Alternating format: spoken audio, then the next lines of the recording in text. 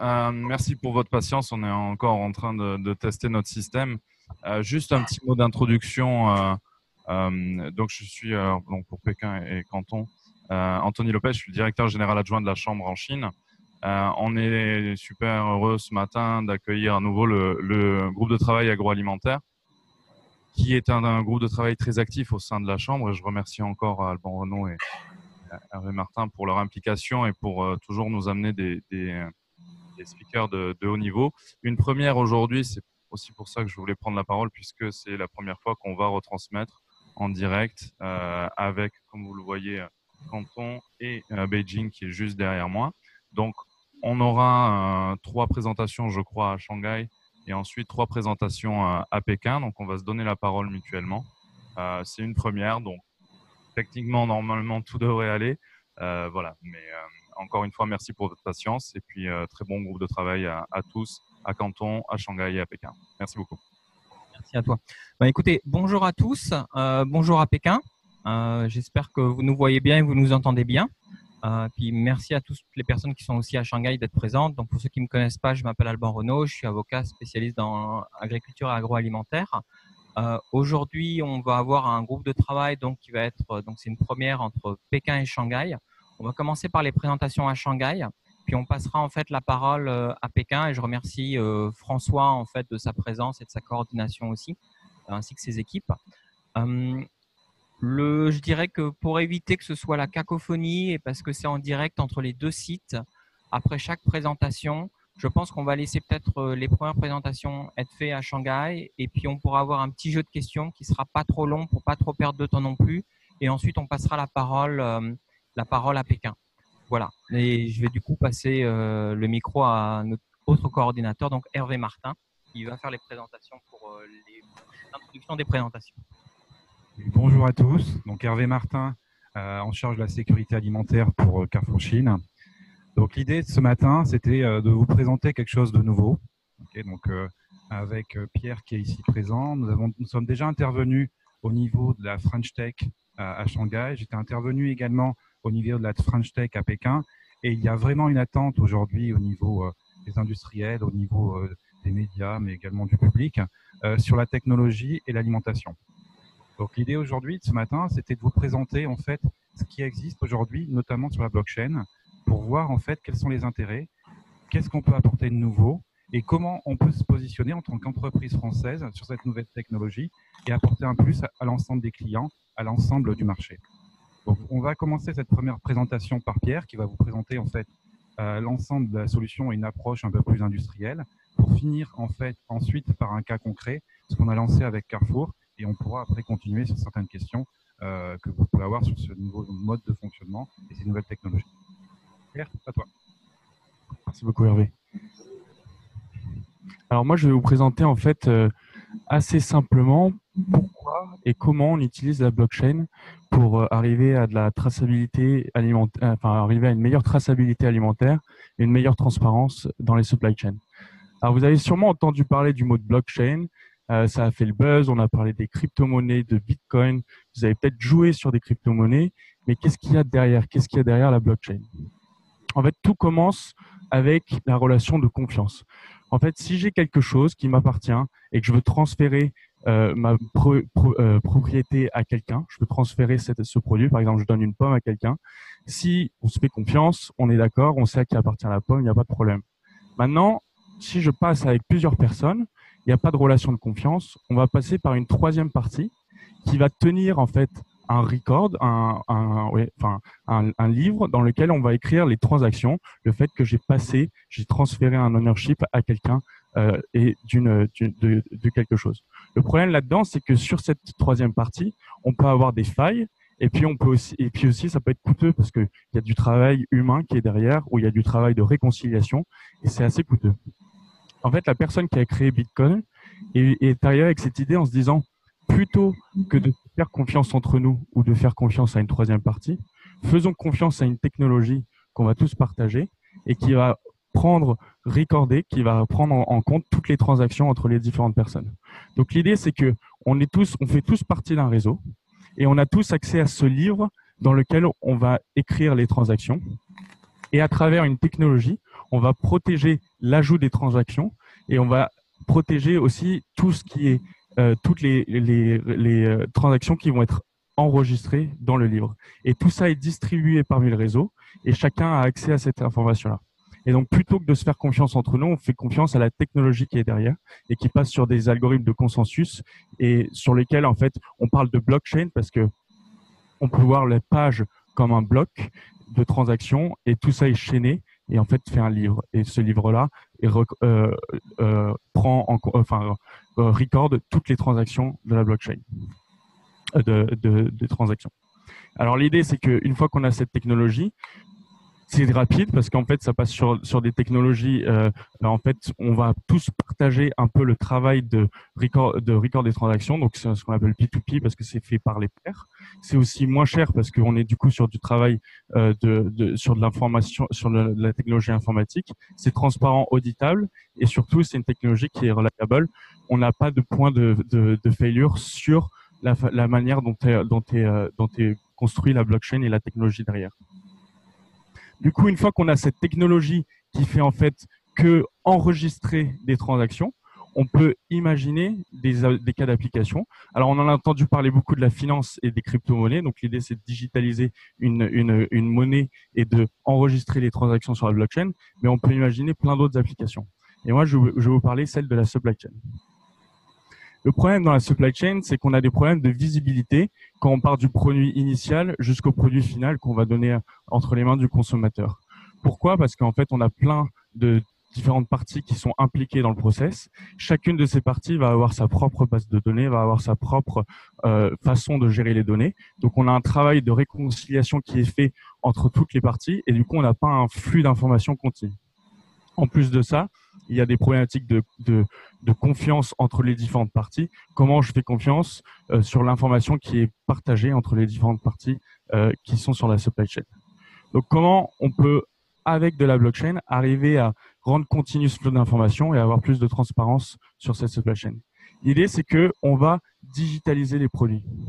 En fait, on va partir d'un produit qui est réel, et on va le digitaliser à travers une identification unique. Donc, ça peut être à travers des puces RFID, ça peut être à travers des QR codes ou d'autres technologies.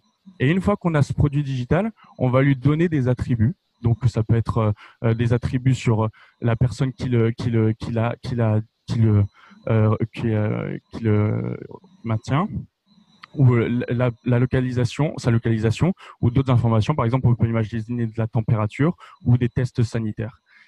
Tous ces attributs, ensuite, on va changer ces informations, on va en fait enregistrer des changements d'informations sur ces attributs jusqu'à la fin de chaîne.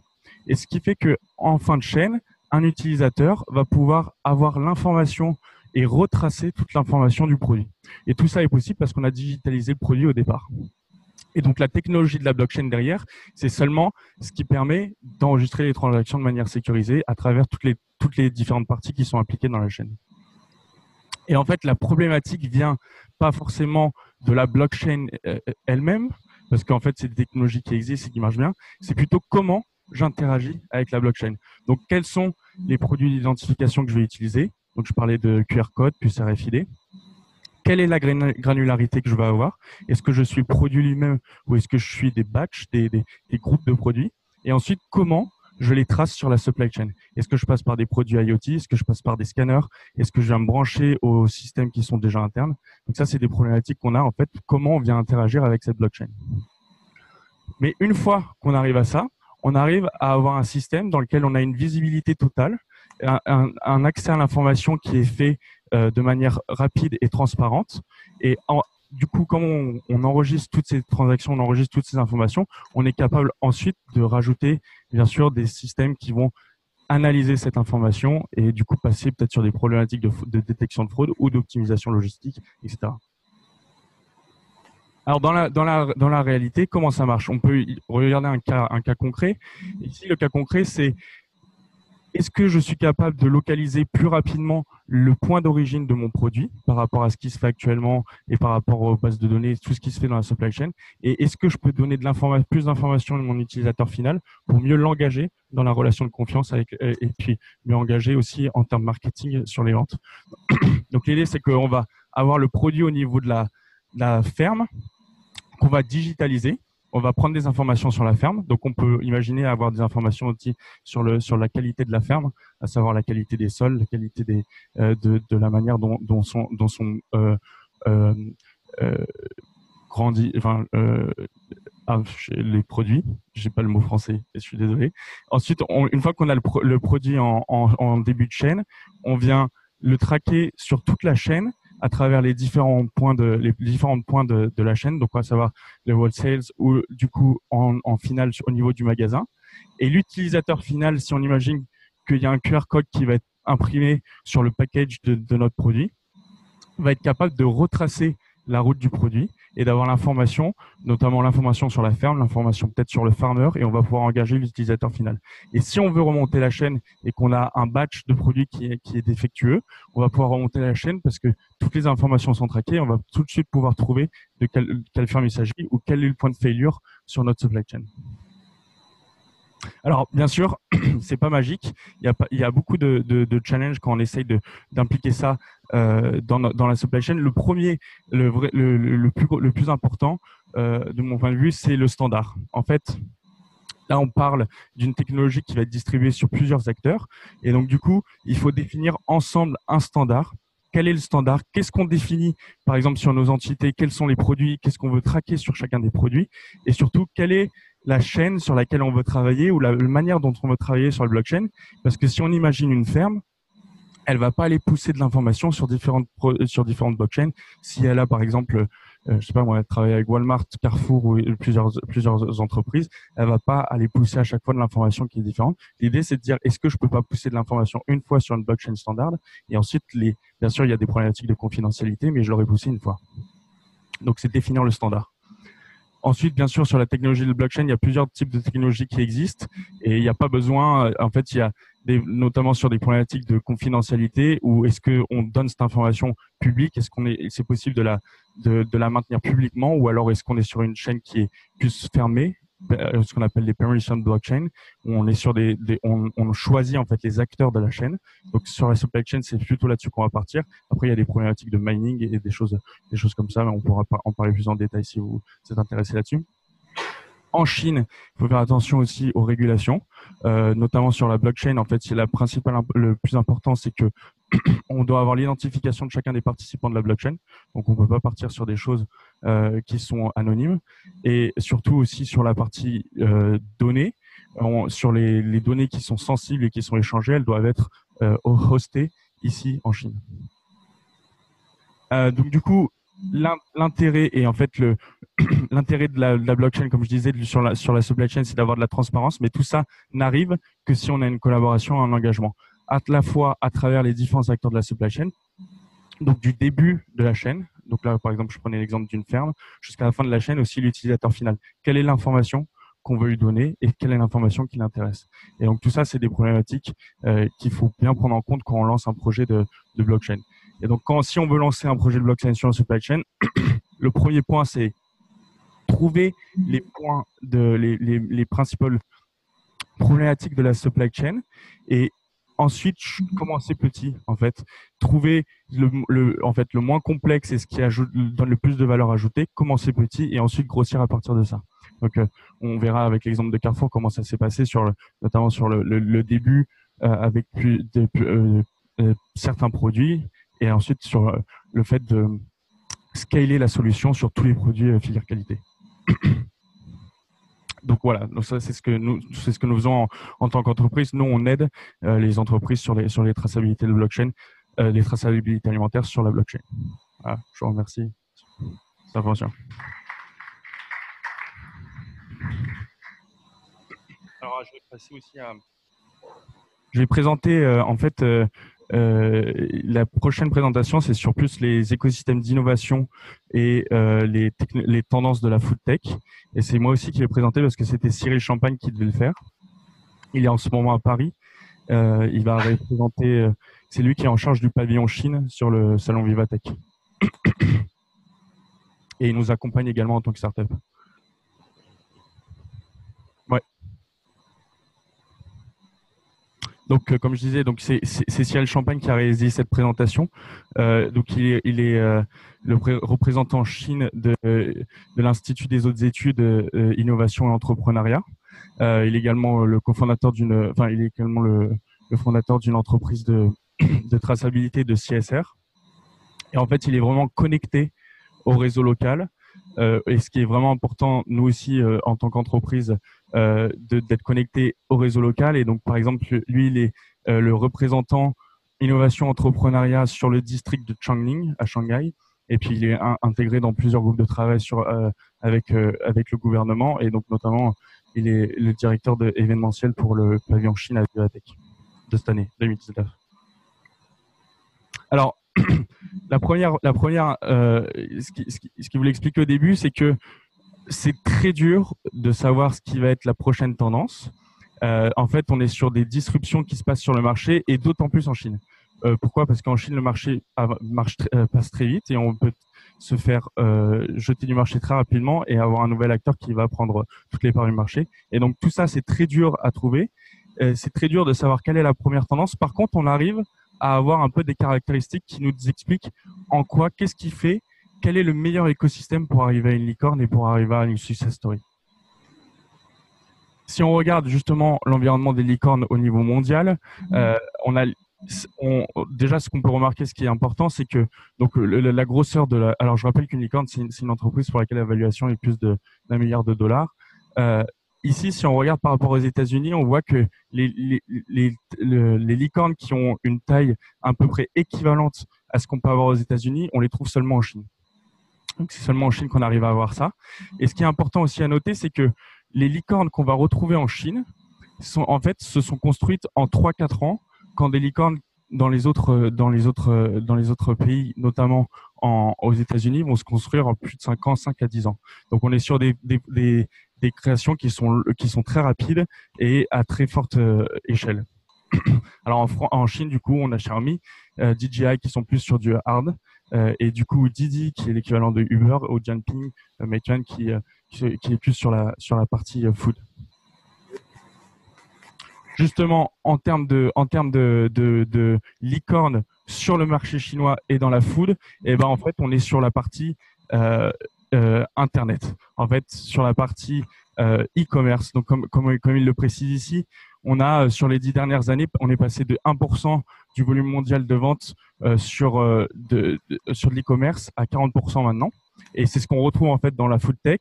Qu'est-ce qui se passe? La tendance qu'on voit, c'est ce que vous voyez dans la rue tous les jours quand vous êtes dans la rue, c'est du Ele.me, Meituan ou Waimai Baidu, qui est en fait la livraison sur le dernier kilomètre de la food et qui ont aussi des problématiques de traçabilité alimentaire.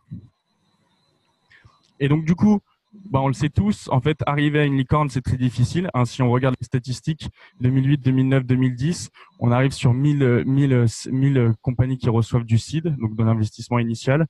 On arrive sur de 1-2% qui vont arriver à être des licornes. Donc, qu'est-ce qui fait en fait qu'on arrive à une licorne ici? Qu'est-ce qui fait qu'on arrive à avoir un marché, à avoir une disruption de la telle sorte? Et en fait, ça passe par l'écosystème. Ça passe par l'écosystème. Il y a une étude qui a été faite donc du coup par Paris Tech sur 50 licornes. En fait, on se rend compte que donc là c'est en gros les endroits, les localisations dans lesquelles l'idéation a été faite, dans laquelle on a eu les headquarters de l'entreprise et les études du CEO. Où est-ce que le CEO a étudié? Et on voit qu'en fait, on retrouve tout le temps sur à peu près les mêmes villes, les mêmes endroits. Donc on va être sur plutôt donc Israël qui a un très gros hub. Ensuite, on a Paris, Londres et sinon, ça va être Californie et Shanghai, Beijing en Chine. Donc, c'est des hubs. Et en fait, qu'est-ce qui fait qu'on est sur des hubs de qualité? Qu'est-ce qui fait qu'on est sur des hubs qui permettent d'arriver à des licornes? En fait, tout ça, c'est le mix d'un écosystème qu'on peut retrouver du coup aussi ici localement, mais qu'on retrouve en fait dans chacun des hubs, qui est à la fois une partie plus recherche académique, qui permet d'accéder à tout ce qui se fait en état de l'art au niveau local. Bien sûr, il faut avoir des entrepreneurs et des gens disponibles pour travailler dans l'entreprise et des talents. Et enfin, des relations avec entreprises et des financements. Tout ça qui est en packagé en fait avec un système de régulation qui permet d'avoir de l'innovation. Alors, du coup, en tant que entreprise étrangère ici en Chine, on peut voir en fait ici c'est une étude qui a été faite pour comparer les différents hubs par rapport à la Silicon Valley. Donc ici, ce qui peut nous intéresser, c'est Beijing, Shanghai. Donc on voit que par exemple sur Beijing, on a un problème sur le market reach, comment on accède au marché. À l'inverse, à Shanghai, on va être plus fort en market reach, mais on va avoir des problématiques plus sur l'expérience startup. Et donc du coup, l'idée ici, c'est de dire le fait, en fait, trouver la tendance ou surtout scaler, c'est ne pas seulement se limiter à un seul hub, mais c'est plutôt avoir dans la ligne de mire plusieurs hubs. Et les principaux hubs sur lesquels on peut s'intéresser, notamment si on veut s'intéresser aux tendances food tech ou alors s'intéresser aux différents écosystèmes, ça va être bien sûr Californie, USA, Paris, France, et en Chine, on va avoir Shanghai, Beijing qui sont les deux gros hubs, et Tel Aviv, Israël qui tire l'innovation au niveau mondial. Et d'ailleurs, il y a beaucoup de rachats de startups qui sont par Google ou Apple qui sont à Tel Aviv.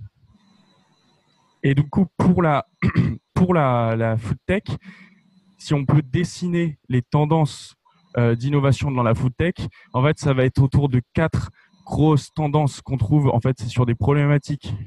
En fait, tout part d'un problème à la base. Toute entreprise part d'un problème. Et les 4 grosses problématiques sur lesquelles la Chine va devoir se confronter, c'est la première. En fait, comment j'arrive à nourrir 20% de la population mondiale avec 7% de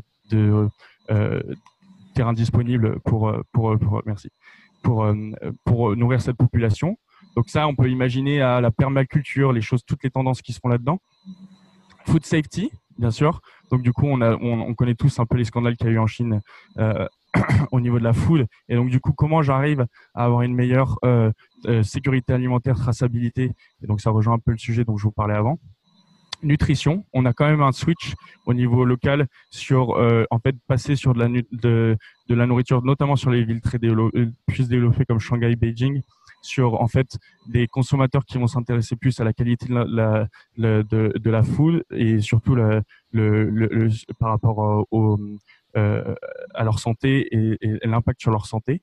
Et enfin, l'agriculture sustainable par rapport en fait aux problématiques environnementales, comment on arrive à avoir donc du coup notamment l'utilisation de pesticides, etc. Comment on arrive à avoir à faire de l'agriculture de manière plus sustainable. Voilà, je vous remercie beaucoup. J'espère que Cyril appréciera la manière dont j'ai présenté sa présentation. Merci Pierre.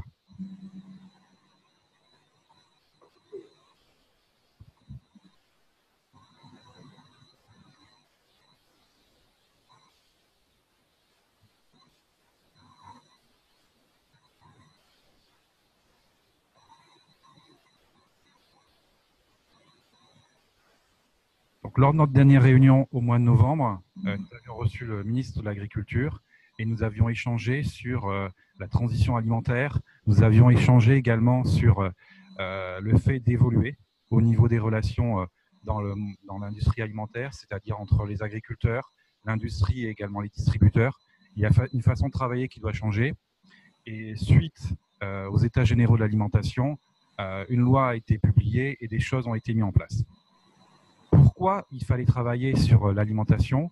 Il fallait travailler sur l'alimentation parce que vous êtes aperçu que certains agriculteurs aujourd'hui ne peuvent plus vivre et subvenir à leurs besoins juste en vendant leurs produits. Même si aujourd'hui il y a de nombreuses subventions, ce n'est pas suffisant pour vendre aujourd'hui leurs produits à l'ensemble de la supply chain. Il y a également une perte de confiance totale au niveau des consommateurs sur ce qu'ils mangent. C'est vraiment une tendance de fond qui n'est pas uniquement en France, mais qui a été vraiment poussée en France. Donc, comment redonner de la confiance aux consommateurs sur les produits alimentaires? Un exemple concret, Yuka. Yuka, c'est une application qui a été développée par 3-4 personnes en France. Aujourd'hui, plus de 7 millions d'utilisateurs, ramenés à la population française qui dispose d'un un iPhone ou un smartphone, c'est colossal. Et avec cette application, vous pouvez évaluer chaque produit. Et avec cette explication, vous allez découvrir qu'il y a de nombreux additifs dans les produits alimentaires et que certains additifs peuvent être cancérigènes, certains additifs peuvent être dangereux. Donc, ceci a révolutionné complètement l'industrie alimentaire et la façon de communiquer. C'est-à-dire que les jambons, personne ne se posait la question dans les jambons, pourquoi il est rose? Un jambon, c'est rose, c'est normal. Aujourd'hui, les clients veulent des jambons sans nitrite. Ça veut dire que les jambons, ils sont blancs. Ça implique un changement complet au niveau de l'industrie et de travailler différemment, revoir les durées de vie, revoir le goût du produit. Et par rapport à ça, il y a un travail à faire pour l'ensemble des distributeurs et l'ensemble de la supply chain pour travailler vers une transition alimentaire. Travailler pour une transition alimentaire pour récupérer la confiance des clients et redonner la confiance. Dans cette optique-là, nous travaillons sur la partie sécurité alimentaire et comment renforcer la confiance au niveau des clients pour la sécurité alimentaire. Une des solutions, c'est la blockchain. C'est-à-dire comment apporter de la transparence sur l'ensemble de la supply chain pour garantir aux consommateurs que le produit que nous vendons, il est sain, mais également qu'il provient d'une origine précise avec des gens qui peuvent vivre de leurs produits, de leur production, sans avoir besoin de se battre de subventions. L'idée aujourd'hui, c'est la transition alimentaire et plus globalement en France, de la conclusion des États généraux de l'alimentation. Donc, nous avons développé ce projet de blockchain en France avec un premier produit, c'était le poulet sans antibiotiques. Nous avons dupliqué après cette solution en Chine avec les pomelos, avec nos fournisseurs de filières, pour vraiment améliorer la confiance au niveau des clients et travailler sur une nouvelle optique avec nos consommateurs. Donc, qu'est-ce que la blockchain? Pierre a déjà introduit ce projet. Donc, la blockchain, c'est comment vous allez en fait créer et recorder de l'information dans un système tout en monitorant certains points de la supply chain. Dans ce cas précis, c'est le premier cas qui a été lancé en France sur le poulet. Donc, on part de la production pour atteindre le client. Tout au long de la chaîne, chaque acteur va être responsable de l'information qu'il va le saisir. Donc, c'est le projet que l'on a mis en place et que l'on a décidé de développer. D'autres projets existent, d'autres solutions existent. Nous avons travaillé sur un projet qu'on appelle un projet de consortium. C'est-à-dire que chaque acteur est responsable de l'information qu'il va saisir et aucun acteur n'a autorité sur l'autre. Nous avons présenté cela à Pékin, au gouvernement, notamment Renmin University, a repris ces informations pour après l'utiliser dans la nouvelle réglementation. C'est pour cela qu'aujourd'hui, on parle d'utilisateurs qui doivent rentrer les données et qui doivent montrer leur identité. Puisque certaines blockchains peuvent être uniquement à cette partie, vous pouvez saisir de l'information uniquement à cette partie et la communiquer. Rien ne vous oblige à créer les différents. Nous, notre souhait, c'était vraiment d'être transparent et d'impliquer chaque acteur. Donc, chaque acteur de la supply doit rentrer des informations, y compris les laboratoires qui vont rentrer de l'information sur les antibiotiques, les vaccins qui vont être utilisés. Donc, chaque acteur est responsable de l'information, chaque acteur doit rentrer les informations en temps réel. Quand une information est rentrée et codifiée, elle ne pourra plus être modifiée. Si un acteur ne rentre pas une information à un instant T, il ne pas l'étape suivante. Donc, les règles sont bien définies et une charte a été établie pour que chaque acteur accepte cette charte et travaille de la même façon. Donc là, dans un premier temps, vous devez travailler sur votre supply chain, la définir, l'écrire, et ensuite engager chaque acteur. Engager chaque acteur, ça veut dire aussi travailler avec des personnes qui n'ont pas l'habitude de communiquer avec l'étape suivante. Quand vous travaillez avec quelqu'un ici en charge des achats, il ne comprend pas pourquoi il devrait communiquer avec l'abattoir. Donc là aussi, il faut travailler, il faut engager chaque acteur pour qu'ils aient une réflexion globale. D'où l'intérêt d'avoir des sociétés qui viennent en support, comme l'équipe Pierre, va pouvoir expliquer aux ensembles des acteurs comment faire et pourquoi aller dans cette direction. Voici la solution que nous avons développée en Chine, Pomelo. 2 étapes. Première étape, la base de données, les informations qui sont saisies. C'est ce qu'on a vu précédemment. Chaque information est saisie dans un système et n'est plus modifiable. On appelle la blockchain. La database, elle doit être basée en Chine pour respecter la réglementation. Aujourd'hui, il y a des solutions qui sont apportées par de très grandes compagnies avec des solutions qui ne sont pas basées en Chine. Attention, c'est un point de la réglementation et il faut bien la respecter. On peut faire des copies et avoir une base de données à l'étranger. Toutefois, attention à la sortie des données. Les données qui concernent l'alimentation sont des données considérées sensibles.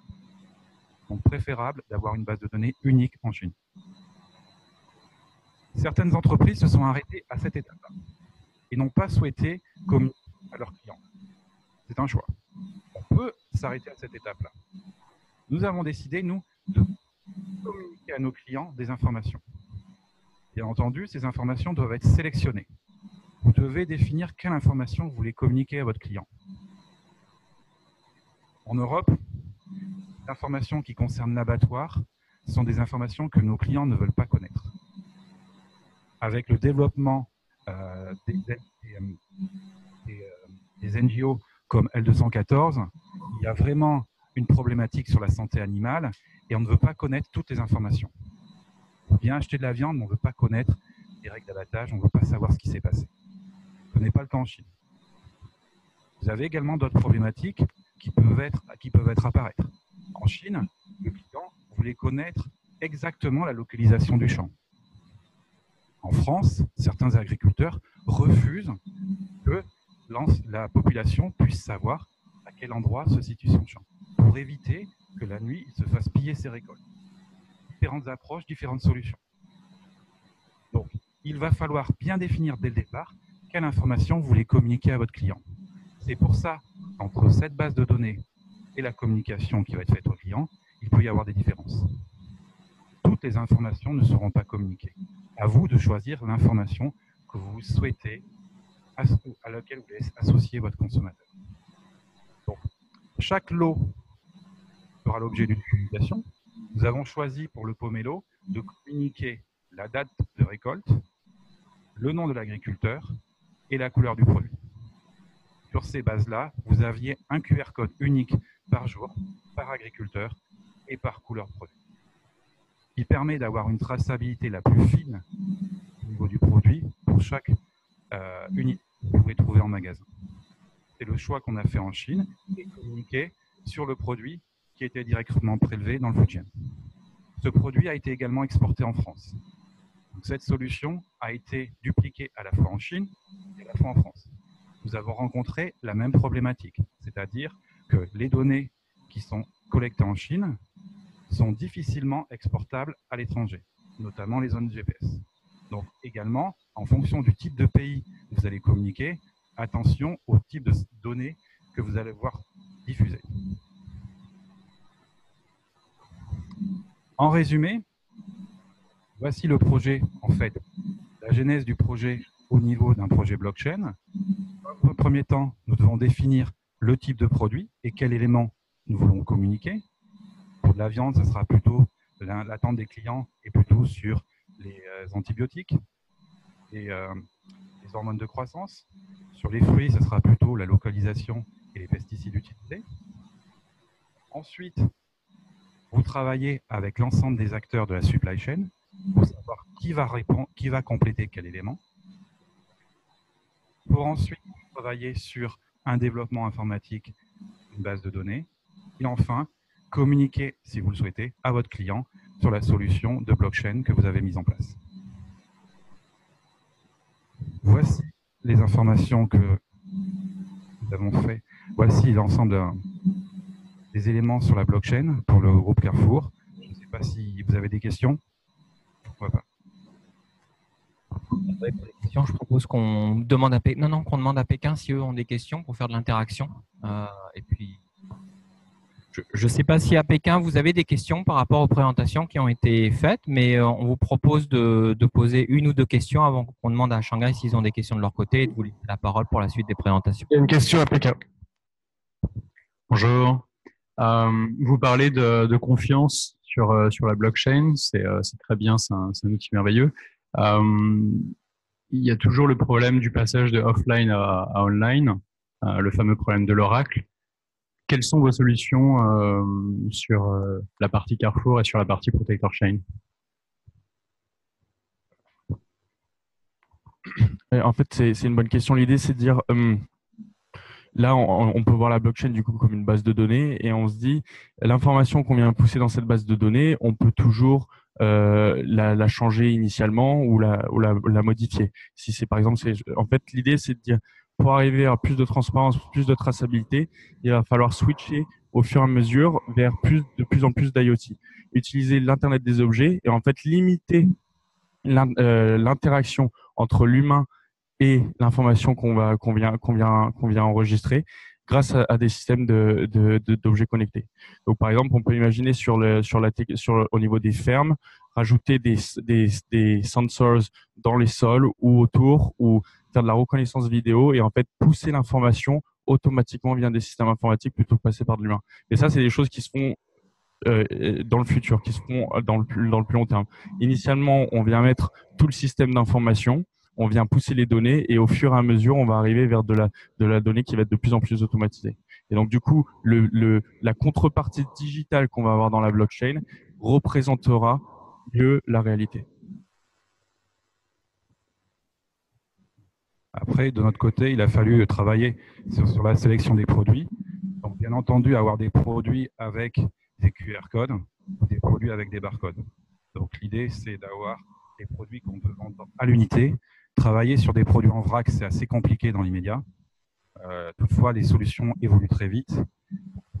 On a eu 2 solutions aujourd'hui qui ont été apportées. Barcode, où on doit saisir après un numéro de lot manuellement, ou un QR code qui intègre déjà ces informations. Et aujourd'hui apparaissent d'autres solutions qui sont des solutions de reconnaissance visuelle avec un markup invisible qui permettrait d'identifier les produits.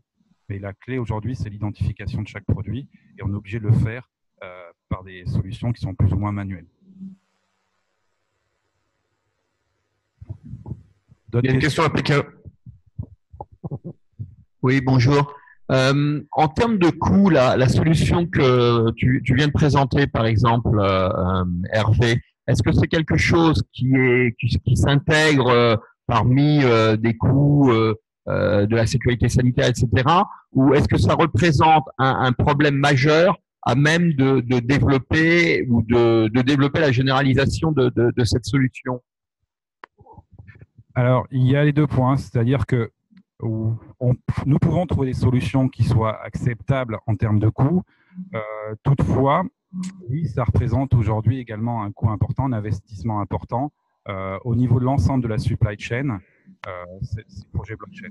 Donc, c'est un frein aujourd'hui au développement et on peut le voir avec différents acteurs, que ce soit aux États-Unis, en Europe ou également en Chine, qui ont limité en fait le nombre d'items. Donc, c'est pour ça que la sélection du produit, déjà, est un premier point important. Nous ne pouvons pas développer la blockchain sur tous les produits. Il faut sélectionner vraiment le produit pour lequel ça a un sens. Et demain, essayer de travailler sur, en fait, engager les industriels de plus en plus pour aller dans cette solution. Il y a un projet, aujourd'hui, globalement, les projets blockchain concernent tous les produits d'agriculture. Enfin, c'est des produits qui ne sont pas transformés, donc on peut communiquer uniquement sur un point. Dès que nous travaillons avec des produits d'épicerie, c'est plus complexe, puisque là, il y a un mélange d'ingrédients. Nous rentrons dans une problématique de confidentialité, de recettes industrielles, et donc là, nous parlons de protection. Nestlé, avec Carrefour en France, ont communiqué récemment sur de la purée fine, avec une origine bien précise des pommes de terre. Ça peut être une solution, communiquer sur une origine d'une matière première sur un produit d'épicerie, mais ça reste quand même une expérience. Ensuite, il y a également une entreprise qui souhaite créer un standard international et qui voudrait intégrer l'ensemble des entreprises mondiales, c'est IBM. Parce que pour IBM, qui a travaillé dès le départ avec Walmart, c'est une aubaine pour eux d'engager l'ensemble des industriels alimentaires dans leurs solutions et après, en fait, de travailler uniquement avec leurs solutions. Donc, il y a une volonté au niveau d'IBM de créer un standard mondial pour, en fait, connecter toutes les entreprises. Donc, clairement, si demain on arrive à travailler avec une société qui va engager l'ensemble des acteurs, oui, ça peut nous aider à déployer. Il y a également un risque ou un blocage au niveau de certaines autorités, notamment chinoises, de ne pas intégrer uniquement une seule entreprise étrangère sur une technologie avancée. Je ne sais pas si à Shanghai, vous avez une question avant qu'on passe la parole à Pékin. Et si jamais à Canton, vous avez une question, vous pouvez lever la main que je le vois. Alors, Shanghai. Bonjour, merci pour cette présentation. J'avais une question notamment sur les mineurs. Donc, ce que je comprends, c'est que ce sont les acteurs de la supply chain qui minent eux-mêmes donc les informations. Vous dites qu'elles ne sont pas modifiables après. Qu'est-ce qui se passe en cas d'erreur de saisie ou des différents éléments qui, du coup, peuvent empêcher peut-être le processus de blockchain? Alors déjà sur la partie mineure, en fait, comme disait Hervé, le standard qui se passe qui se développe sur la supply chain est une technologie de blockchain qui s'appelle Hyperledger. Et en fait, l'idée c'est sur cette technologie-là, il n'y a pas de coin et pas de mining. En fait, comme c'est une chaîne, une blockchain qui est ce qu'on appelle qui est permissionnée, donc avec des acteurs qui sont dedans, les algorithmes qui sont derrière, donc les algorithmes de consensus n'ont pas besoin d'avoir de mining. Donc, du coup, en termes de coût, c'est pour ça que c'est un standard qui est en train de se développer et qui est vraiment poussé sur l'industrie. En termes de coût, on est beaucoup plus sur des coûts beaucoup plus limités que quand on a besoin de mining et en fait, le mining vient du fait de résoudre des puzzles cryptographiques qui coûtent cher en termes d'énergie. Et si on est sur une technologie permissioned, sur la technologie Hyperledger, on n'a plus besoin de ça parce qu'en fait, il n'y a plus vraiment de puzzle cryptographique, donc ça coûte moins cher. Ça, c'était pour la première partie. Deuxième partie, on peut pas changer d'informations qui sont poussées sur la blockchain, donc les transactions. Par contre, ce qu'on peut faire, c'est en fait faire une nouvelle transaction qui explique que la transaction d'avant était erronée et du coup qui vient en fait d'une certaine manière updater l'information. Par contre, on a toute une traçabilité, c'est-à-dire qu'on sait que cette information, on l'a changée et en fait l'information initiale qui a été poussée était différente. Mais donc on est capable de remonter, en fait, aussi de voir là où il y a peut-être des manipulations de données qui sont faites. Alors, toute dernière question, puis on va laisser la parole à Pékin. Oui, vous avez parlé des produits non transformés ou des produits d'épicerie. Qu'en est-il des produits frais, type produits laitiers? Qu'est-ce qui est envisagé en termes de blockchain? Est-ce qu'ils sont concernés? Oui, les produits laitiers rentrent dans les produits plus ou moins transformés, on va dire. Il y a des solutions qui apparaissent. La difficulté aujourd'hui sur ces produits laitiers, par exemple, c'est les produits laitiers sont collectés à différents endroits. Donc, on ne peut pas communiquer sur l'ensemble des endroits, sur l'ensemble des fermes. Donc, il faut trouver une solution pour essayer de communiquer sur une seule entité pour que le consommateur puisse s'identifier à une personne. Donc, aujourd'hui, sur le lait, il y a encore des questions. Comment travailler, puisqu'on ne peut pas se limiter à une seule zone. Alors, définir une zone géographique, cette zone géographique, des choses que nous devons travailler. La première étape, c'est vraiment l'enquête client pour savoir en fait quelle information le client veut connaître. Et dès qu'on a ces informations, derrière, on peut commencer à travailler avec l'ensemble de la supply chain pour définir quels vont être les points d'entrée. Donc, il y a vraiment une zone géographique importante. Il faut sélectionner les informations. Voilà, nous allons passer la parole à François. François, on te laisse prendre la suite pour les présentations. Je vous en prie. Thibaut, Mireille. Bonjour. Donc, on va revenir à des sujets un peu plus terre à terre, si j'ose dire, et donc vous faire un point de situation sur les différents aspects de la relation franco-chinoise en matière sur les questions agricoles et agroalimentaires. Et pour commencer, nous allons vous faire une présentation des actualités en matière de coopération sur la formation professionnelle. Donc, je vais laisser Thibaut Nancy faire cette présentation. Bonjour. Alors, ma présentation sera un petit peu plus austère que ce qui a été fait auparavant, plus administrative, on va dire. Quelque part, je suis soit inquiet, soit rassuré par la dernière intervention de Pierre. parce que je n'ai pas compris grand-chose, on va dire, de ce que tu as dit. Euh, et donc, je pense que nos collègues chinois non plus n'ont pas compris grand-chose. Mais rassurez-vous, moi non plus, j'ai pas compris ce qu'il a raconté. Donc, ça demandera une explication peut-être plus précise dans l'avenir, parce que il y avait beaucoup d'anglicismes et de mots techniques qui nous ont perdus un petit peu. Mais c'était très intéressant. Voilà. D'accord. Donc moi, je vais vous parler de la coopération sino-française dans le domaine de la formation agricole et du rôle des entreprises françaises. Je vais être assez bref parce que c'est des choses que j'ai déjà dit pour un certain nombre d'entre vous. Dites, pardon. En fait, il y a deux questions de fond qui sont à la base de cette coopération. La première question de fond, c'est que ce que nous faisons en France intéresse la Chine. Voilà. On a une formation qui a vraiment des atouts, qui va depuis la formation en CAP, donc on va dire 13-14 ans, jusqu'à la formation supérieure 21-22 ans. On a une formation qui est très pratique, très moderne, et on a une formation qui correspond aux enjeux de l'agriculture chinoise. Voilà. Donc, et ça, les autorités chinoises l'ont identifié. Ils savent que la France, avec son modèle d'agriculture, avec son donc une agriculture familiale de taille moyenne, qui aborde absolument tous les sujets de l'agriculture, tous les sujets de l'élevage, tous les sujets de la culture, avec des enjeux très modernes qui sont l'agroécologie, le respect de l'environnement, etc. Les autorités chinoises, ils ont compris que ça pouvait les intéresser et on pouvait correspondre à leur modèle de développement de l'agriculture. Donc, on est identifié de ce point de vue-là, et pour nous, c'est très intéressant, et c'est pour ça qu'on a mis en place cette coopération. Par ailleurs, on a des entreprises françaises en Chine qui abordent aussi tous les sujets de l'agriculture. C'est l'élevage de porcs, c'est les grains, c'est les semences, c'est l'élevage de canards, etc., etc. C'est les machines. Et donc,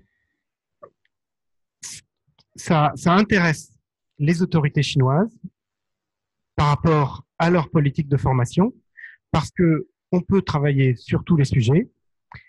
Les entreprises françaises, sont investies dans tous les secteurs qui intéressent le développement agricole de la Chine. Donc le développement durable, l'élevage porcin, l'élevage des canards, etc. Et puis, le dernier point, c'est que en Chine, ils ont le même problème qu'en France. C'est-à-dire qu'on a un secteur de formation agricole qui est très intéressant parce que on a un métier à la fin, on a un emploi. En France, c'est comme ça. Hein, l'employabilité du secteur agricole, de la formation agricole en France est excellente. Vous êtes sûr d'avoir un travail à la fin, mais les gens veulent pas y aller. Voilà. Bien que ils préfèrent aller dans des formations universitaires qui donnent pas d'emploi que d'aller faire une formation agricole qui, à la fin, donnera un emploi. Et donc, c'est le même problème en Chine. Les jeunes Chinois, ils veulent aller à Pékin, ils veulent aller à Shanghai, ils veulent aller à Canton, ils veulent travailler dans un bureau. Ils veulent pas aller dans une entreprise agricole dans la campagne. Voilà. Et donc, l'intérêt des Chinois pour notre coopération, c'est que nous, on peut leur dire, et bien derrière, il y aura un emploi dans une entreprise française. Si jamais il y a eu un stage qui a été fait dans une entreprise française, si jamais il y a eu une acclimatation au climat français du travail agricole, derrière, il y a un emploi quasiment garanti. Donc, c'est ça qu'on vend et qui est acheté, on va dire, par les entreprises, par les autorités chinoises et qui les intéresse.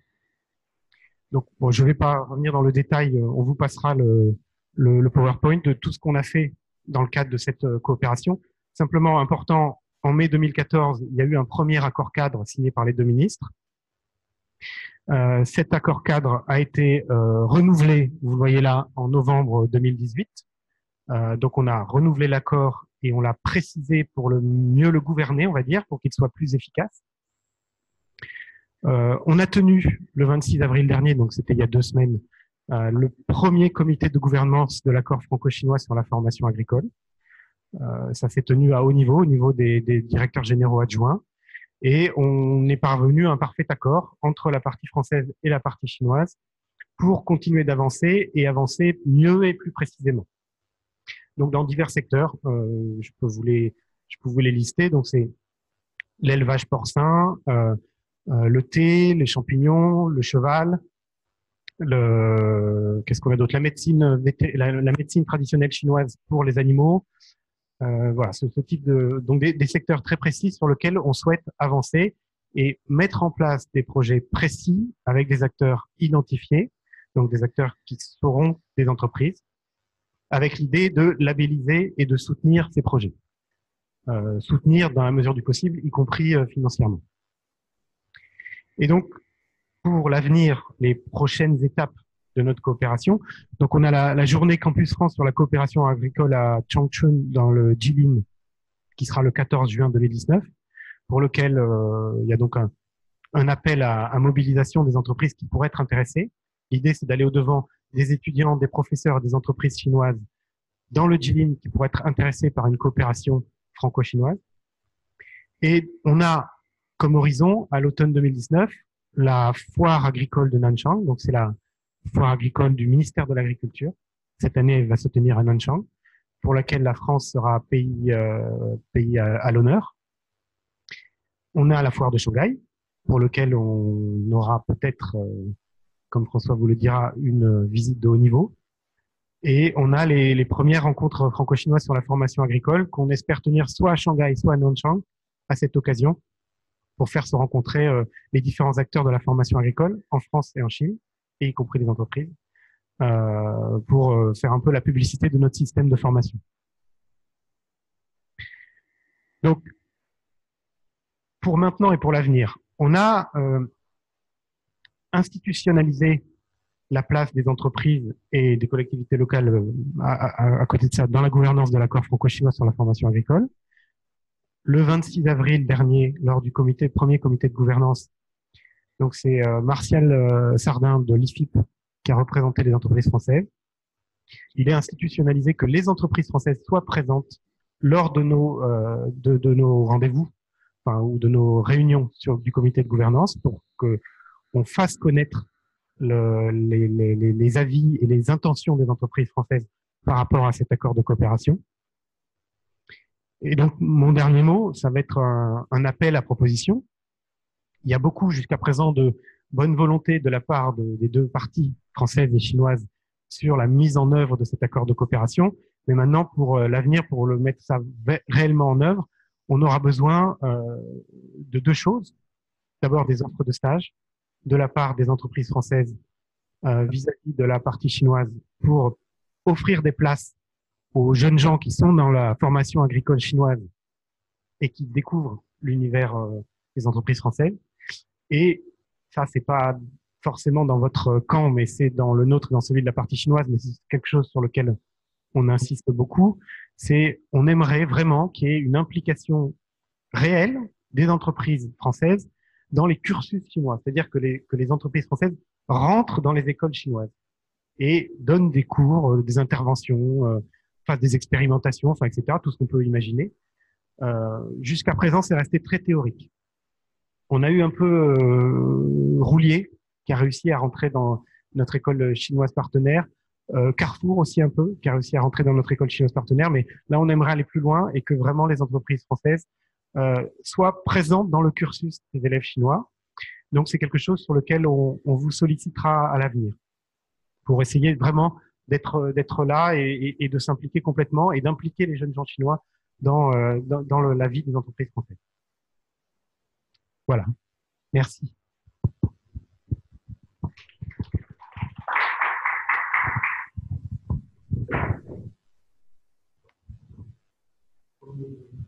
Oui, je pense qu'il serait bien de passer sur des questions sur cette partie avant d'aborder les autres, puisque autant il y avait une grande cohérence entre les trois présentations à Shanghai, autant nos trois interventions sont sur des sujets différents. Donc, avez-vous des questions sur cette coopération franco-chinoise dans le secteur de la formation professionnelle?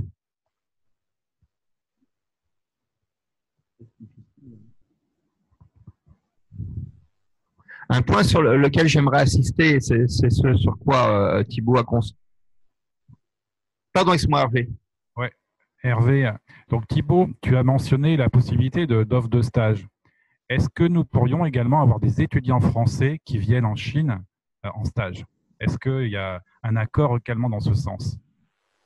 Oui, alors l'accord porte sur un échange dans les deux sens, évidemment.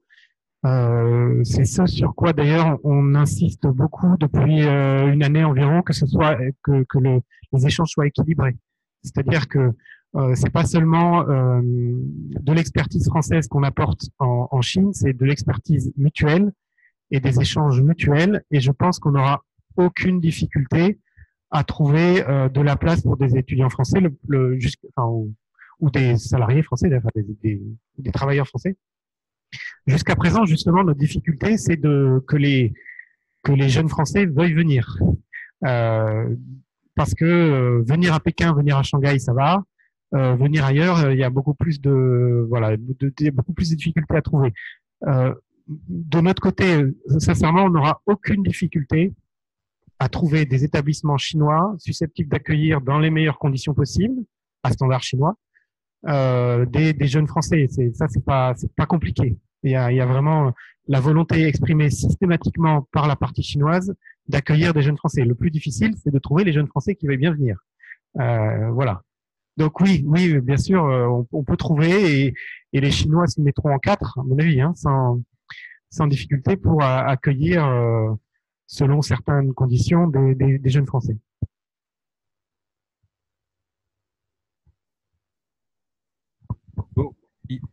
L'offre, c'est pour les étudiants français viendront pour un stage ou pour suivre une formation? C'est à définir. Pour l'instant, la question ne s'est pas posée, donc, mais c'est à définir. Notre difficulté, nous, c'est pour faire venir des stagiaires aujourd'hui français avec un visa pour un stage, parce qu'on nous demande à nos stagiaires d'avoir 2 ans d'expérience. Alors, bon, comment est-ce que je peux dire ça? On ne demande pas de visa pour un stage, Hervé. Je ne sais pas si ma réponse est claire, mais… D'accord. Oui. On ne demande pas de visa pour un stage.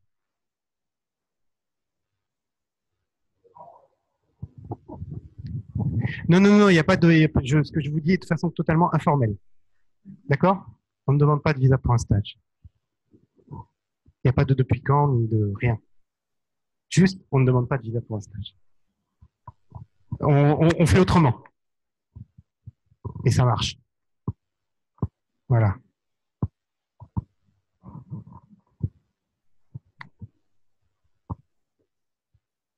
Question? À Shanghai ou Canton? Est-ce qu'il y a d'autres questions? À Shanghai pour l'instant, merci. Oui, donc pour conclure, je voulais revenir sur le dernier point. L'objectif d'avoir mentionné explicitement les entreprises et les collectivités locales également d'ailleurs dans cet accord est de vraiment offrir par cet accord un cadre institutionnel visible pour fournir un véritable service aux actions et aux besoins des entreprises. Donc, l'accord de coopération a été conçu avec comme objectif ou comme l'un des objectifs de permettre de fournir un cadre de travail pour mettre en place des actions que voudraient mettre en place les entreprises en matière de formation, en matière d'apport d'expertise et d'échange d'expertise, en matière de présentation et de valorisation de leur savoir-faire.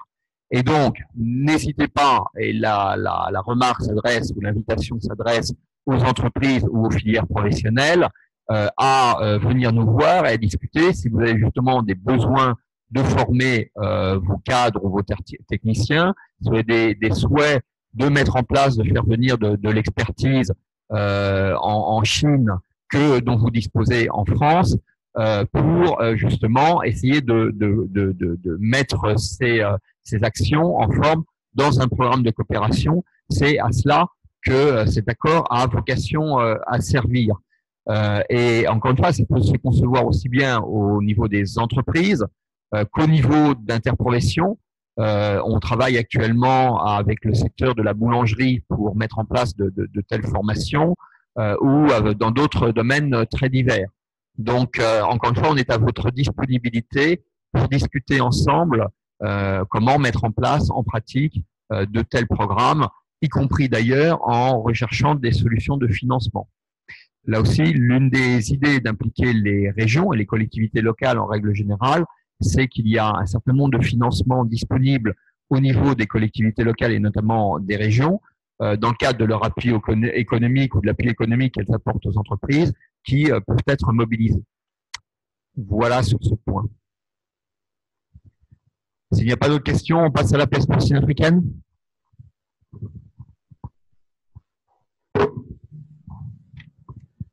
Bonjour à tous.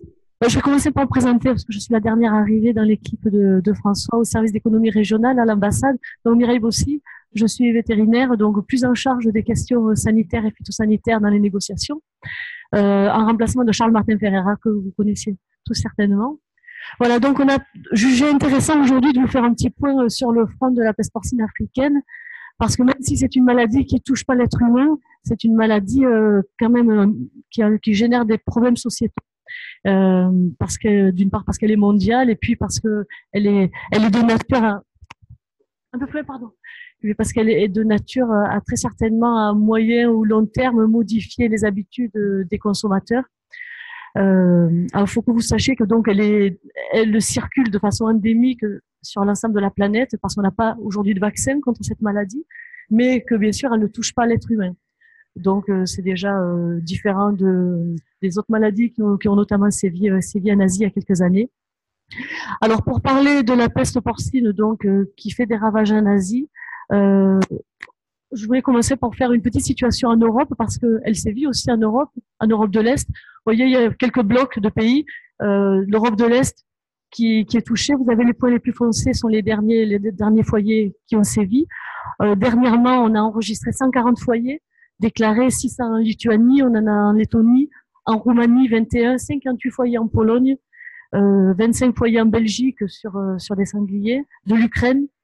En Ukraine aussi, en Hongrie, mais je ne veux pas parler de la Belgique, uniquement de ceux de l'Est, 28 cas en Hongrie. Donc on a ces pays-là où la maladie circule. On a des pays d'Europe du Sud, vous voyez, qui sont indemnes, où la maladie n'est pas installée.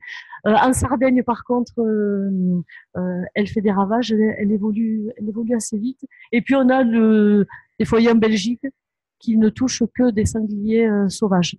Non, qui est uniquement installé dans la faune sauvage, mais qui génère des difficultés. Alors, je voulais vous faire cette situation-là parce que vous savez que l'Europe commerce avec la Chine. La France a exporté en 2018 60 000 tonnes de viande de porc et de coproduits, et qu'aujourd'hui, donc, la Chine, qui est membre de l'Office international des épizooties, ne respecte pas les règles de l'Office international des épizooties qui prévoit de mettre en place un zonage des pays qui connaîtraient des cas de maladie, ce qui permettrait de ne pas couper complètement le commerce avec les pays exportateurs, mais qui, par la définition d'une zone contaminée, permettrait de continuer dans les zones indemnes le commerce. Aujourd'hui, lorsque un cas se déclare dans un des pays autre que la Chine, notamment en Europe, c'est un embargo total qui est mis sur le pays. Donc, on craint beaucoup par ce foyer belge qui est transfrontalier avec la France, avec l'Allemagne, avec tous les pays autour, vous voyez. On craint beaucoup l'arrivée sur notre territoire et l'embargo total.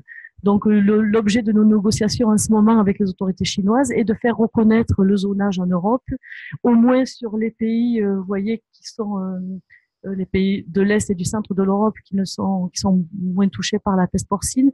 Donc, de faire reconnaître l'expertise de la France sur la gestion des crises et sur la prévention de la maladie pour faire admettre le zonage et pouvoir commercer si jamais dans l'Est de la France un cas survient, pour que le commerce avec la Bretagne notamment et les départements de l'Ouest de la France puissent continuer. Donc, c'est notre combat en ce moment.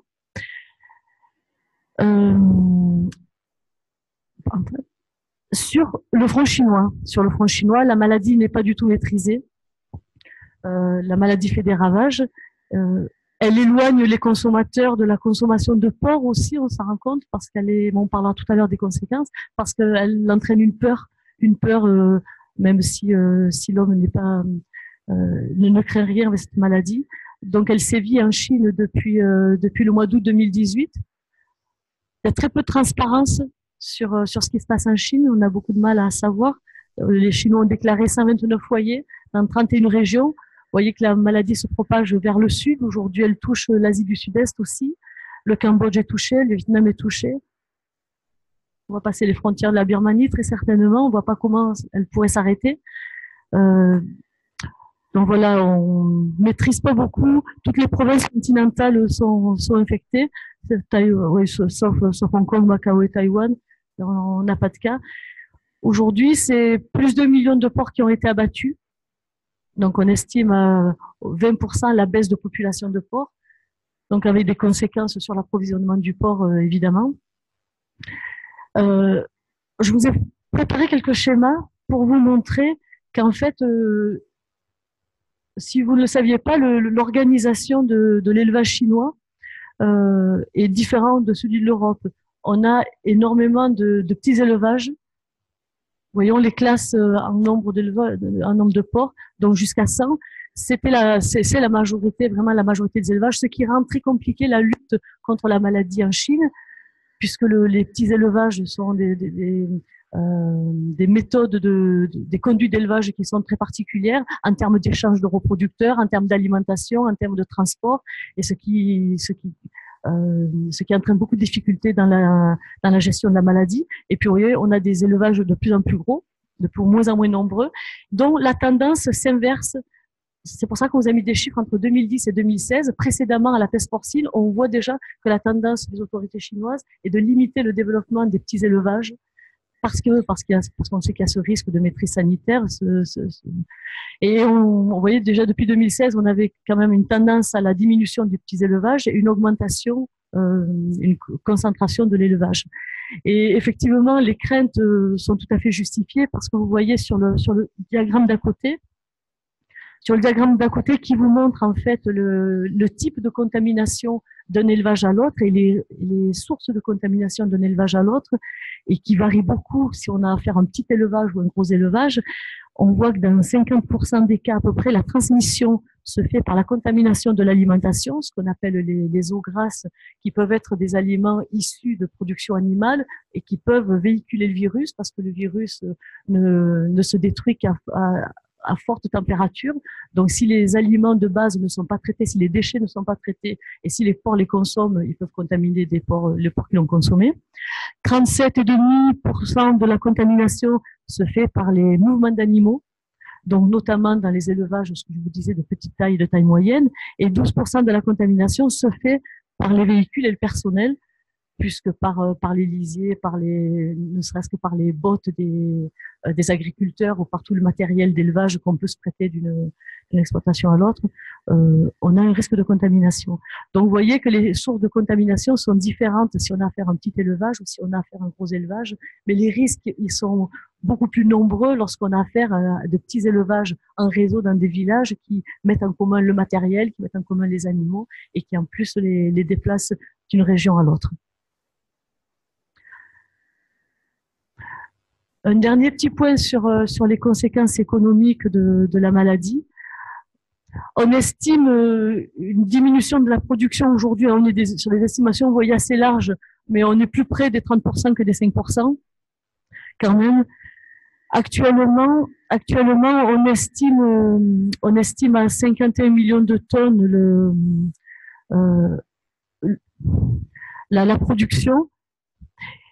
Et on estime la diminution de production qui peut aller jusqu'à 15 millions de tonnes actuellement. L'impact sur les prix est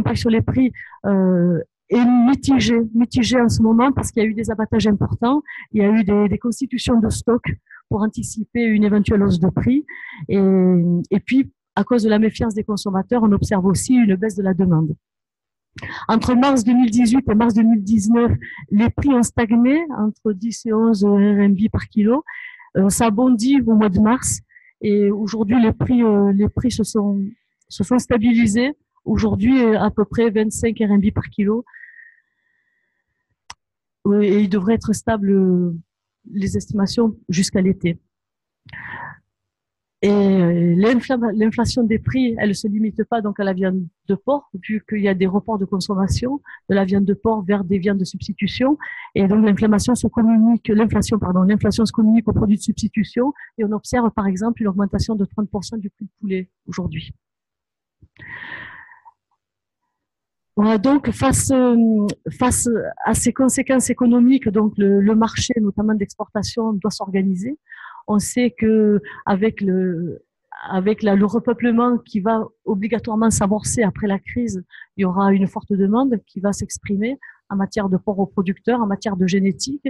Donc, il faut que la France, notamment, puisse y faire face. Donc, la profession et les interprofessions réagissent par rapport à ça et s'organisent. On anticipe aussi une réduction de la demande en aliments d'animaux avec la baisse de production locale de porc. C'est certainement moins de demande d'un aliment qui va s'exprimer. Donc, vous voyez, un problème sociétal qui touche bien plus largement la société qu'uniquement le monde agricole. D'une part, parce qu'il va entraîner une restructuration forcément de l'élevage en Chine. Et puis, il va falloir faire face à de nouvelles demandes en génétique, une modification de la demande d'un aliment, donc de la production de céréales pour les pays qui exportaient vers la Chine.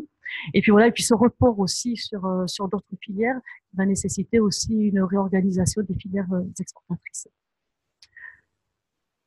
Voilà, je vous remercie. Et puis bien sûr, si vous avez des questions, nous y répondrons. Mireille, je voulais juste faire le lien par rapport à ce qu'on voyait sur les cartes, la propagation de la maladie. Puisqu'en fait, effectivement, ça a un impact significatif sur le nombre d'élevages porcins. Et du coup, comme Hervé est là en même temps, je voulais voir l'impact que ça avait directement en magasin, parce que sur les cartes, c'est sur les cartes, et puis on parle de maladie, mais en fait, dans la réalité, ça a un impact directement sur les produits qui vont être disponibles en magasin, et plus tard, on verra éventuellement sur les prix.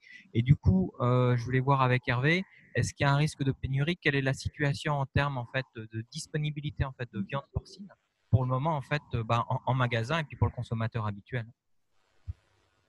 Donc, en magasin, nous avons eu des impacts assez importants, notamment dans le nord-est de la Chine, puisque ça a été les premières régions touchées et rapidement, le gouvernement a isolé ces régions en n'autorisant pas le transport de porcs d'une province à l'autre.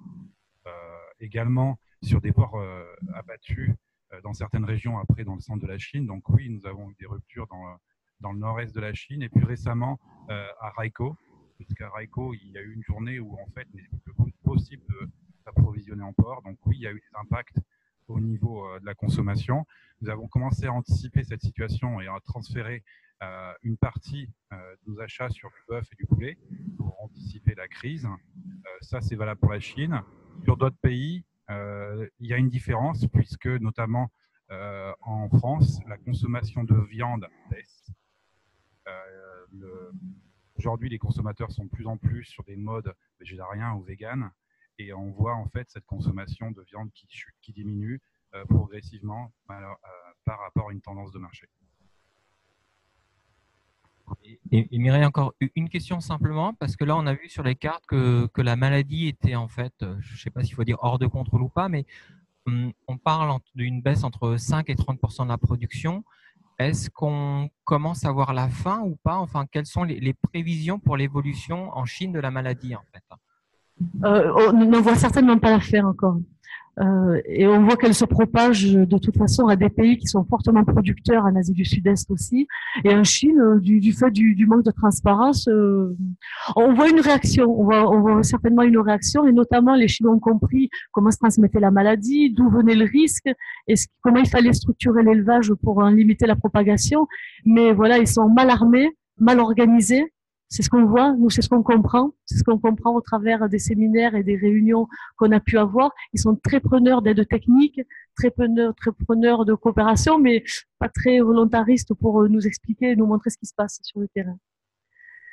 Voilà, donc mais on n'est pas en phase de voir la fin. François, je ne sais pas si tu peux me dire. Parce que tu as à peu près tout dit.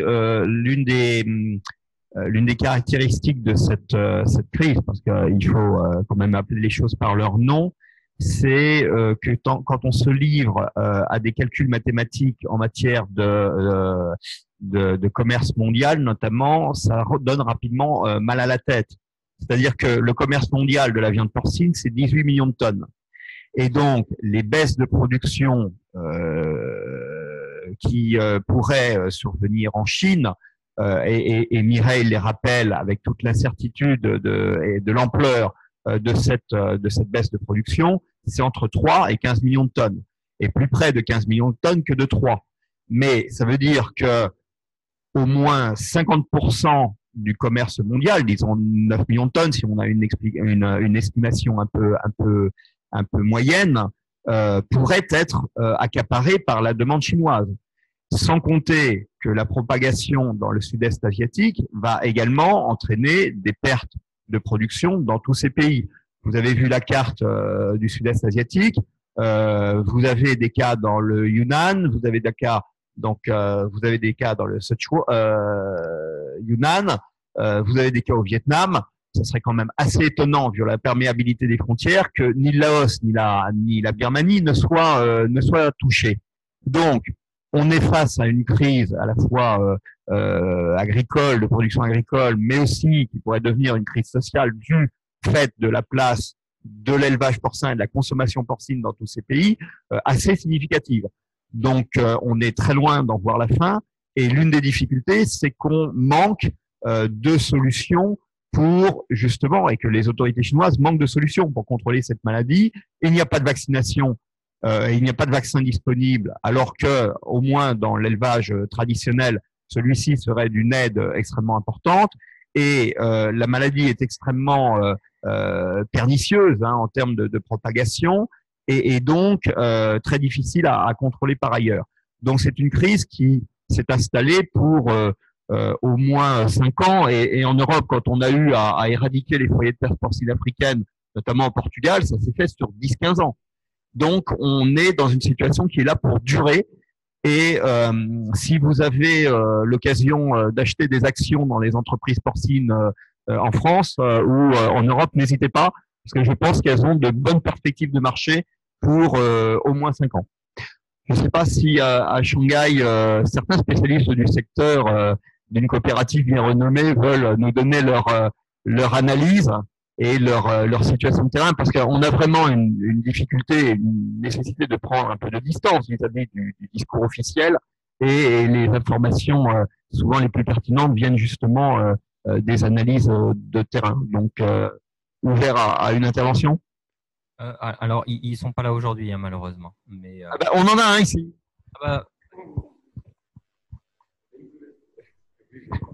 Ouais, bonjour à tous, Emmanuel Darsois, Coperle. Donc effectivement, je confirme tout ce qui a été dit. La situation elle est catastrophique. Pour donner un exemple, on a vendu Coperle en Chine à peu près 10 000 reproducteurs sur le territoire chinois. Et j'ai à peu près la certitude qu'aujourd'hui, ils sont tous morts alors qu'ils devraient être reproducteurs dans les élevages. Ouais. Donc c'est un exemple des aspects très négatifs, effectivement, quoi. Au-delà de ça, tout a été dit, Mireille très bien, François aussi, c'est cataclysmique sur l'échelle des mouvements de la viande porcine mondiale. On verra si tous tes dessins, tous tes pronostics, François, se réalisent, à savoir que la France, entre autres, pourrait tirer son épingle du jeu. On commence effectivement à faire des exportations plus conséquentes. On estime, nous, Coperle, que on va faire sans doute plus 15, plus 20% d'exportation vers la Chine cette année 2019 par rapport à 2018. On n'est certainement pas les mieux placés à l'échelle mondiale pour faire panier plein, j'ai envie de dire. D'autres sont mieux placés. En particulier les Américains qui, même si on entend parler de la guerre commerciale américano-chinoise, ils font des très très très gros contrats d'opérateurs américains sont signés aujourd'hui avec les Chinois. Et voilà, mais c'était juste tout à l'heure un petit exemple pour dire effectivement que moi j'ai eu une question qui me taraude de me dire OK, on n'est pas, comme tu le disais Mireille, on n'est pas encore à la fin de cette épidémie en Chine. La question que je me pose, parce qu'on revoit que des opérateurs qui sont quasiment par terre aujourd'hui, à savoir qu'ils repartent de zéro, ils avaient 20, 30 000 truies, ils en ont plus que 200 ou 300, voire zéro. Ils redémarrent aujourd'hui, mais ils redémarrent très vite. Et la question que je me pose, c'est qu'ils savent les théories, ils savent dire oui, les Européens, les Américains nous disent comment protéger un site dorénavant pour limiter les infections telles que la PPA. Mais à la vitesse où ils redémarrent, je ne suis pas sûr qu'ils fassent les bons choix techniques et encore l'appât du gain, et on sait les Chinois très, très forts là-dessus, l'appât du gain à court terme de dire le prix va encore monter. Je crains que ça va encore les faire aller vers une mauvaise voie de dire on repeuple très vite, on va regagner de l'argent très vite, mais l'épidémie n'est pas maîtrisée. Bon, voilà quelques mots complémentaires à ce que vous avez très bien dit avant. Sur le repeuplement, on sait le danger d'un repeuplement trop rapide et de la nécessité de respecter des vides sanitaires, des très bonnes désinfections. Mais voilà, mais ça va avec cette maîtrise, la maîtrise sanitaire post-abattage avant de repeupler. L'Europe en a l'expérience, on sait très bien, on sait les délais, on sait désinfecter, on sait comment isoler un élevage qui a subi un abattage. Mais c'est vrai que c'est un risque qui fait que la maladie est entretenue, elle s'auto-entretient. Effectivement, parce que l'approvisionnement d'un élevage qui n'est pas sécurisé en nouveaux animaux qui tombent dans un élevage qui lui-même n'est pas désinfecté, c'est une catastrophe. Ouais, mais ça fait partie des éléments de mauvaise maîtrise de la situation locale. Voilà. Si vous avez plus de questions. Plus d'autres questions à Shanghai ni à Pékin? Nous referons un point dans... Donc, on va passer à la suite des présentations. Juste un bref point sur les échéances de visite. Avant de passer et de boucler d'ailleurs ce club agro avec une présentation de l'étude que nous menons actuellement sur la food tech et donc qui permettra de reboucler justement avec, oui c'est ça, avec la présentation qu'ont commencé les présentations qu'ont commencé Pierre et Hervé. Donc des visites de haut niveau en Chine en 2019, nous avons la chance de travailler dans un pays qui est placé très haut sur le calendrier de nos ministres et de nos premiers ministres et de notre président de la République.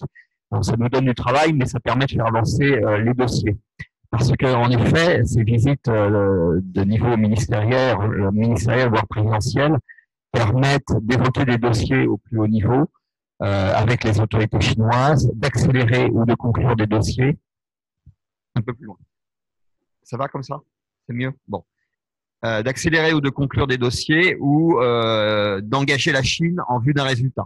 C'est ainsi qu'on avait pu notamment faire prendre à la Chine l'engagement de réouvrir le marché pour la viande bovine française en 2018 et de lever l'embargo sur les produits de volaille fin 2018, ce qui s'est réalisé, ce qui a été atteint en mars.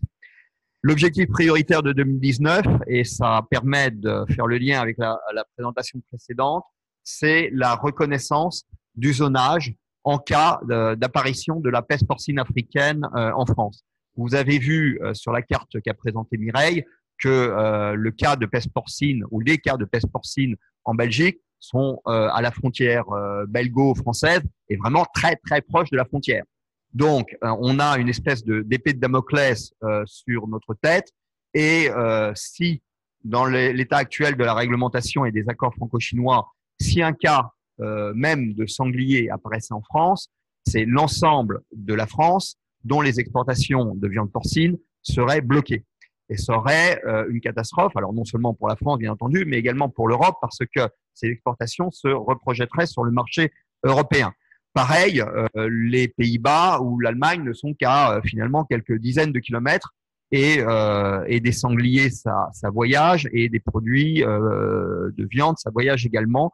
Donc, il y a un très fort intérêt pour faire reconnaître le zonage tel qu'il est mis en place en Europe par les autorités chinoises, et ça va être l'objectif prioritaire de notre action de 2019 et donc l'objectif sur lequel nous mobilisons nos autorités politiques. Alors, plusieurs occasions à cela. D'abord, des visites du ministre des Affaires étrangères qui vient 2 fois en Chine chaque année, qui passera en 2019 certainement à 3 visites en Chine. Il peut prendre une carte fréquence plus parce que je pense on tourne à l'abonnement. Donc, il est venu le 25-27 avril pour le second forum Belt and Road. Il reviendra vraisemblablement en juillet et il devrait venir à nouveau en septembre-octobre pour mener le dialogue sur les échanges humains.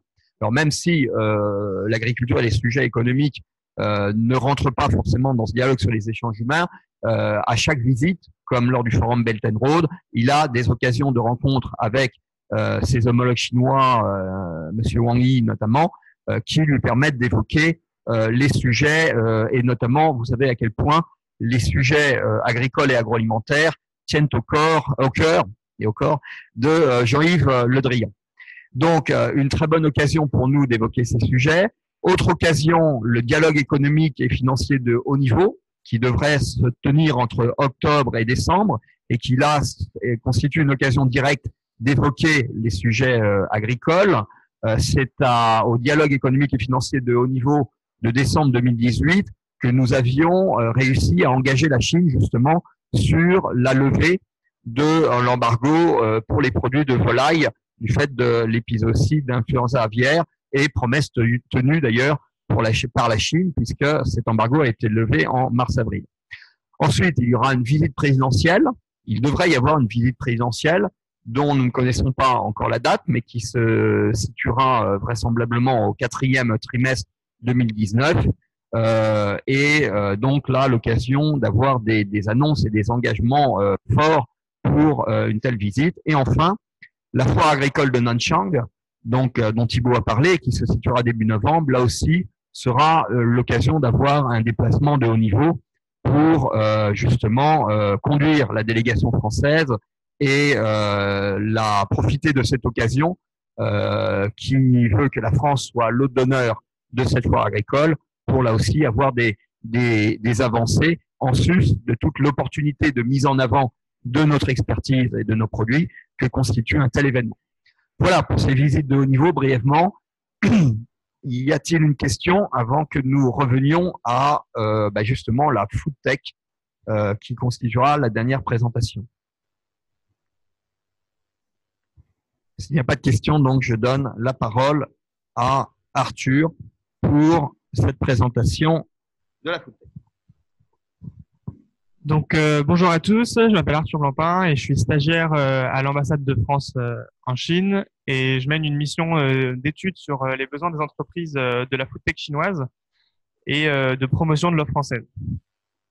Donc, la food tech, nous, en tout cas dans cette étude, on la comprend comme toutes les technologies qui touchent à la chaîne alimentaire, donc du producteur d'aliments jusqu'au consommateur final, en passant par d'éventuels restaurateurs, en passant par la logistique, en passant par des médias. Donc, donc c'est classifié en 6 secteurs par une boîte française qui s'appelle Digital Food Lab. Donc, j'ai repris leur classification. Donc, il y a l'agtech, donc toutes les technologies sur l'agriculture, les food science, donc les nouveaux aliments, ou les nouvelles procédures de transformation, le retail pour distribution, le delivery, les food services, donc ça c'est tout ce qui touche à la restauration, et le coaching pour tout ce qui est mieux manger, qu'est-ce que j'ai dans mon frigo, et voilà, des technologies comme ça d'aide au choix pour le consommateur. Donc l'objectif de l'étude, donc, c'est d'identifier les besoins des entreprises chinoises de la food tech sur les technologies qu'elles aimeraient améliorer ou qu'elles n'ont pas et qu'elles aimeraient acquérir, quantifier ces besoins si possible, et voir plusieurs secteurs, donc parmi les 6 que je viens de citer, plusieurs villes, et voir une distinction entre la ville et la campagne, parce qu'il y a probablement des besoins différents des attentes différentes entre villes et campagnes. Et côté offre française, l'objectif, c'est d'identifier et recenser donc l'offre française qu'on a ici en Chine ou qu'on a en France et qui serait envisageable d'exporter vers la Chine. Aussi voir du coup les besoins donc des entreprises chinoises qui pourraient être remplis par les entreprises françaises et faire des correspondances et enfin dégager quels besoins les entreprises françaises ne peuvent pas répondre actuellement. Donc voilà, ça constitue un stage de 6 mois, c'est mon stage de fin d'études. J'ai commencé début avril, je termine fin septembre. J'espère avoir des choses à vous présenter fin septembre vis-à-vis de cette étude. Je commence actuellement à faire des entretiens donc avec des entreprises. Là, pour l'instant, c'était plutôt française, mais ça va être aussi étrangère et chinoise. C'est l'objectif. Donc pour s'entretenir avec elles et pour discuter de leurs besoins et des solutions qu'elles utilisent déjà et savoir si ça fonctionne pas. Donc voilà, donc ça j'ai un guide d'entretien que je fais passer aux interviewés. Et la déclinaison pratique, je sais pas si on dit ça comme ça, du stage, ça sera donc de réaliser une proposition de plan d'action, donc pour les services de l'État, ambassades, ministères, et également avec des missions de coopération, enfin des propositions de coopération entre entreprises, et donc finir par des restitutions, comme je disais tout à l'heure. Donc les pistes premières, ça recoupe un peu ce que disait le premier intervenant, dont j'ai oublié le nom, désolé, sur les 4 secteurs dégagés comme les besoins de la Chine.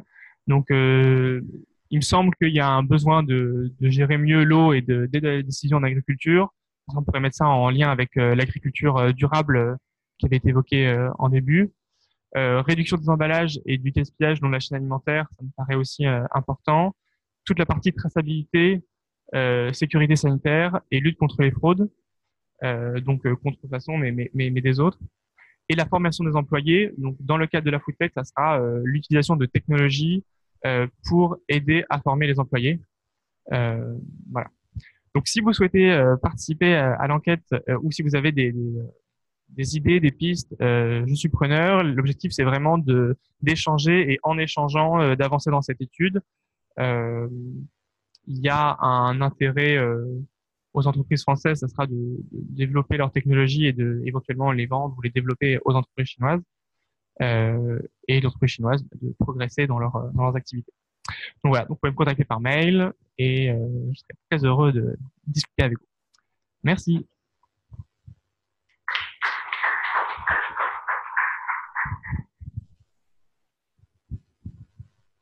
Est-ce que vous avez encore des questions à Shanghai là-dessus, sur le sujet? Non. Écoute, François, nous, je crois qu'on n'a pas de questions spécifiques. Tu as plein ou tu n'as pas de questions spécifiques? Nous n'avons pas de questions spécifiques sur cette dernière intervention. D'accord.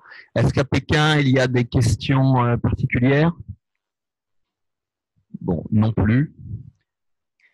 Dans ce cas-là, oui, pardon, Canton. Ok. Vraiment, j'insiste sur l'appel à bonne volonté d'Arthur. À la fin, les stages et les entretiens ne valent souvent que grâce à la qualité des échanges qui peuvent se mettre en place et notamment la présentation de Pierre et d'Hervé ont montré que les présentations ont montré que il y a une grande expérience déjà en matière de foodtech. Donc, n'hésitez pas à partager avec Arthur parce que l'idée est vraiment de construire, comme il l'a dit, un plan d'action au bénéfice des entreprises françaises pour positionner notre offre sur le marché chinois. C'est un secteur qui se développe extrêmement vite et on a intérêt à être parmi les premiers à nous positionner et à être à même de répondre à ces besoins qui s'expriment sur le marché chinois. Voilà, c'est sur ce mot que je souhaitais conclure. Voilà. Ben, écoutez, merci à tous en tout cas d'être venus. Merci à François d'avoir fait la liaison avec Pékin. Je rappelle également qu'on est complètement ouvert et vous êtes les bienvenus si vous souhaitez faire une intervention sur une thématique en lien bien sûr avec le secteur. Ça peut, voilà, vous avez vu, on a des diversités en fait d'interventions qui sont vraiment encore une fois ouvertes. Donc, n'hésitez pas à nous contacter et on vous accueillera avec plaisir pour intervenir ici au GT. Et ben, merci à tous et bonne journée.